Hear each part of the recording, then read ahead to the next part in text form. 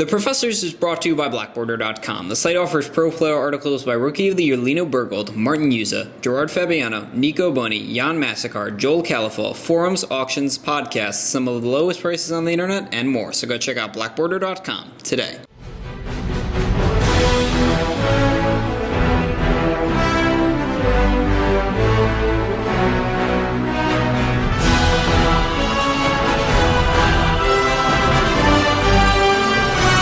Hello everybody and welcome back to yet another episode of The Professors. This week we'll discuss all the awesome new Worldwake spoilers, all two of them. We'll also look at some near-spectral speculation for Rise of the Eldrazi coming later this year. And we'll finish up this week with a new standard deck I expect you'll see running the tables very soon. So let's draw.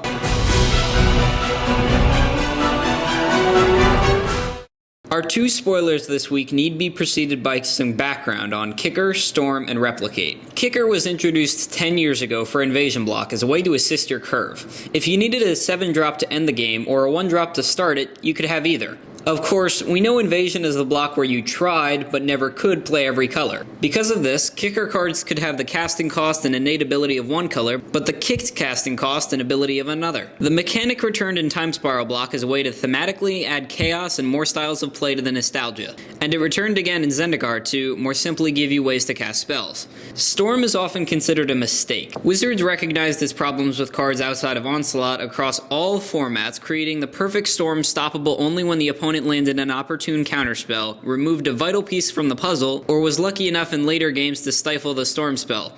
Storm returned in Time Spiral to wreak havoc, often random in nature, at Worlds 2007, where Israeli player Yuri Peleg succeeded thanks to his wise tech Rift Sweeper. Replicate, to parallel Storm, was a fairly built mechanic that put less than optimal abilities on cards with the restricting costs effective Storm cards were slightly under. And because of this, Replicate couldn't be used to hit lower curve drops effectively like Kicker could. Think about it. Which would you rather play as a 1-drop, Burst Lightning or Giga Drowse? Therefore, Replicate was a fairly used mechanic, right? Yes, though when you cost something too low for the card's ability to do so much when copied, things start to break, and therefore Replicate cards needed very small abilities or very high casting costs. Now about this new mechanic, Multi-Kick. Multi-Kick is effectively Replicate, it costs enough mana, but it does just a bit too much. Let's take Worldwake's mythic rare instant pre-release foil, Comet Storm. It's more expensive than Fireball, yes, but it does much more, and it works anytime, and while it doesn't let you target multiple players or planeswalkers as it forces you to select different targets and damage targeting a planeswalker goes through the player first, Fireball doesn't let you do that either. The card is unlikely to see play in Jund, at least in multiples, as one copy isn't over-restrictive or that much card disadvantage when you cascade into it, but it will see play everywhere else. Harrow, Valakut combo, and Lotus Cobra all love this idea of new wealths of mana in your pool that allows not just a one-time wreck your opponent's mana base or sweep the board, but sweep the board and own your opponent.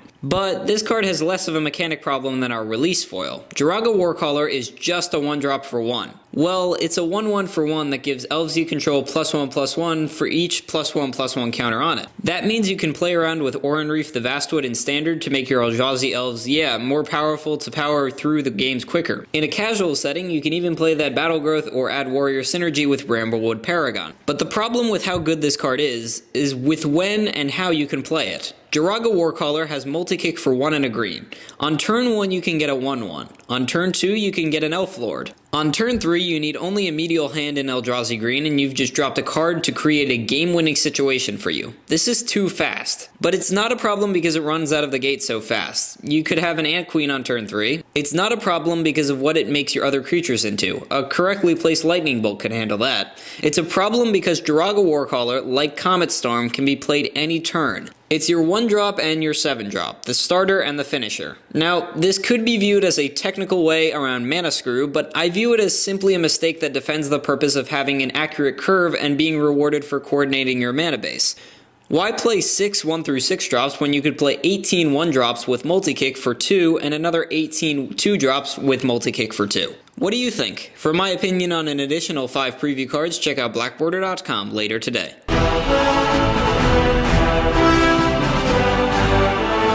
As the goblins would have it, Mark Rosewater gave us, a few weeks ago, a paragraph about Rise of the Eldrazi, which is now known to be the third set in the Zendikar block, and will be a large set, which is drafted by itself. It'll also be a different theme. What will this theme be? Well, it's mere speculation and I won't spend 5 minutes explaining the story behind one JPEG, but like this speech in South Park, we can take a stab at what these blanks mean. Take it away, Kyle. Wait, I think I can explain this whole thing. Marklar? These Marklars went to change your Marklar. They don't want this Marklar or any of his Marklars to live here because it's bad for their Marklar. They use Marklar to try and force Marklars to believe they're Marklar. If you let them stay here, they will build Marklars and Marklars. They will take all your Marklars and replace them with Marklar. These Marklars have no good Marklar to live on Marklar, so they must come here to Marklar. Please, let these Marklars stay where they can grow and prosper without any Marklars. Marklars are Marklars. As for the actual Rise of the Eldrazi paragraph interpretation, let's take a gander. Rise of the Eldrazi is going to be a set built around the artifact constructs, all of which have no color and are colorless. For example, there are 2 constructs at 5, the larger of which is 7/7. All of the constructs have a new subtype called contraption. Contraptions with rigor have a rig. Whenever a rigging with rigor creatures, the rigging player must sacrifice that many contraptions. The contraptions are very weak, but there are riggers that can create 0/1 constructs called construct contraptions that can be sacrificed to riggers. 1 construct contraption to your rigor creature will help you be able to cast the riggers. In addition, the rigger has a new ability called Salvage. You may spend mana on Salvage with construct contraptions to improve their power and toughness. This limited format is much harder than the one in Zendikar. Don't think Rise of the Eldrazi is about contraptions? Well, that's fair because, well, I didn't suspect Shadowmoor to be about lots of colors based on the logo. Then again, those snooping around the US Patents Office found these 3 trademarked by Wizards of the Coast.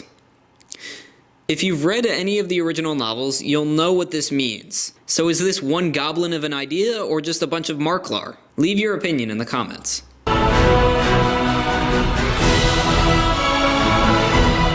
Bant has proven a modular shard through these Jund-infested times in Standard, but doesn't usually get there. Baneslayer Angel and Lotus Cobra appear unstoppable, yet the speed of Bloodbraid Elf and Bituminous Blast prevail. However, I think with this modularity, a Bant-based deck like Nick Has Crabs will prove prevalent thanks to a theory that helped me top its states. By being ahead of Standard's common S.T.Ds, where Lorwyn Shards of Alara Standard had little protection from S.T.Ds, Shards of Alara Zendikar Standard remedied this for me. At states, I swept 2 rounds thanks to the surprise of Harm's Way and Vines of Vastwood. The Nick Has Crabs deck, developed by local player Nick Desmaris, is at the top of the S.T.D list. So what is an S.T.D, you ask? Well, an S.T.D, or Systematic Trade-Off Development, is the process by which the average deck uses their card advantage to get ahead of another's. In Standard, in a Bant vs Green-White aggro game, in which the Bant player is at 2 and controls 3 1/1 soldier tokens thanks to a Conqueror's Pledge and a Knight of the Reliquary which has just attacked, the Green-White player controls a Dauntless Escort and the Green-White player has only a single card in hand, it is likely expected of that player to be holding a Path to Exile. So, before the Green-White player attacks with the Dauntless Escort, his best chance to win would be to path a token, preventing his last threat from dying, or at least this is what the Bant player thinks. However, when the Green-White player simply attacks, the Bant player is confused. He believes his opponent has misplayed, so he blocks with all of the tokens.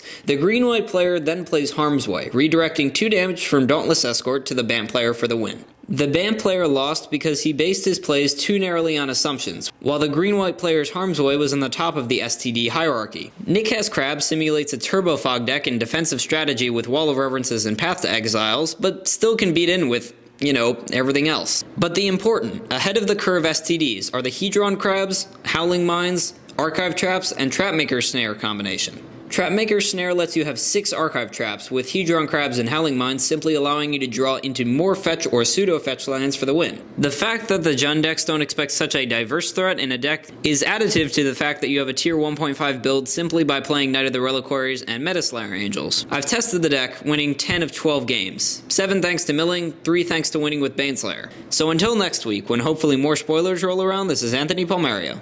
Tapped out for now, but we'll untap soon.